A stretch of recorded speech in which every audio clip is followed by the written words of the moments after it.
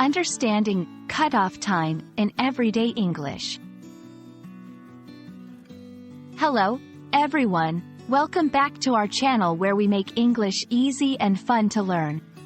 Today, we're going to explore a common phrase you might encounter in various contexts. Cutoff time. Understanding this phrase can be really helpful in both personal and professional settings. So, let's dive in and demystify it together.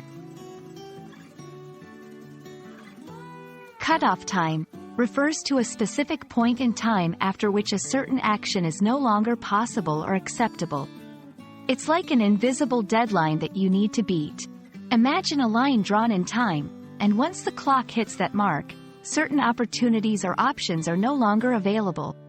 This concept is widely used in different fields like banking, delivery services, and even in everyday life.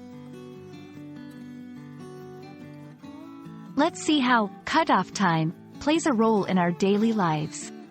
For instance, in banking, there's a cutoff time for processing transactions. If you miss it, your transaction will be delayed until the next business day. Similarly, in delivery services, orders need to be placed before the cutoff time to ensure same-day or next-day delivery. Understanding this helps you plan and act accordingly. Now, let's learn how to use cutoff time in sentences. This will help you become more comfortable with the phrase. For example, I need to deposit this check before the 5 p.m. cutoff time, or the cutoff time for submitting assignments is midnight. Notice how the phrase is used to denote a final time limit. Be cautious not to confuse cutoff time with deadline. While they are similar, cutoff time often implies a more immediate, shorter-term limit.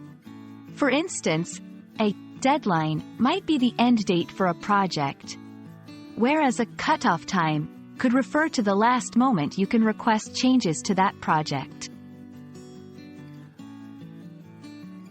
And there you have it.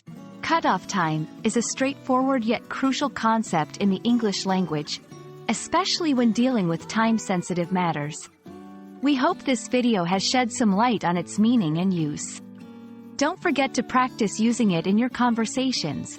If you found this video helpful, please like, share, and subscribe for more English learning content. Until next time, keep learning and stay curious.